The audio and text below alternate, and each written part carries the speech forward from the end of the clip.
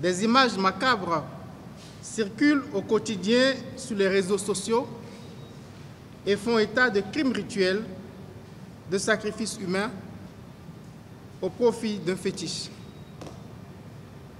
Les téléphones portables et ordinateurs sont désormais envahis d'images d'enfants enlevés, puis sauvagement mutilés, d'hommes et de femmes morts dans des conditions effroyables et d'éléments audio réalisés par des personnes faisant l'apologie des sacrifices humains ainsi que des crimes rituels. Face à cette situation, le parquet près le tribunal de première instance de première classe de Cotonou tient à rappeler deux choses. En premier lieu, les atteintes à la vie humaine et plus spécifiquement les homicides font partie des infractions les plus durement punies dans notre législation. Les auteurs et les complices de ces infractions encourent les mêmes peines. Il s'agit de la prison à vie en application des articles 295 et suivants de notre Code pénal.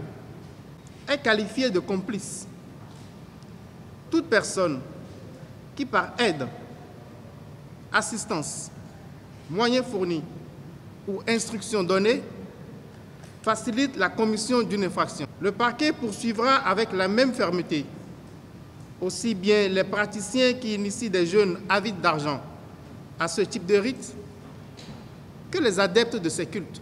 Les réseaux sociaux ne sont pas un espace de non-droit. Le parquet rappelle à toutes fins utiles que la divulgation sans précaution d'images macabres, souvent à destination d'un public jeune, constitue une infraction à la loi pénale.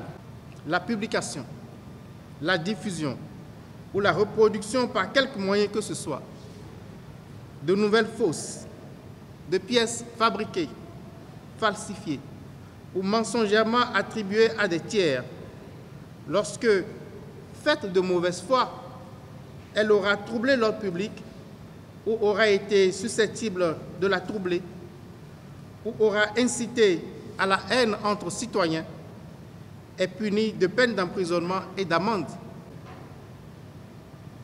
Il en est de même de la diffusion de toute information susceptible de porter atteinte à l'honneur ou à la considération d'un particulier qui est puni d'une année d'emprisonnement et ou d'une amende de francs CFA 5 millions.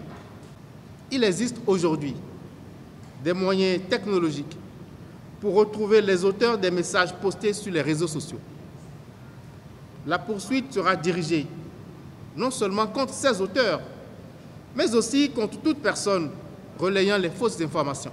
Le procureur de la République, près le tribunal de première instance de première classe de Cotonou, a d'ores et déjà instruit ses services compétents au fin de prévenir de tels crimes et d'appréhender leurs auteurs.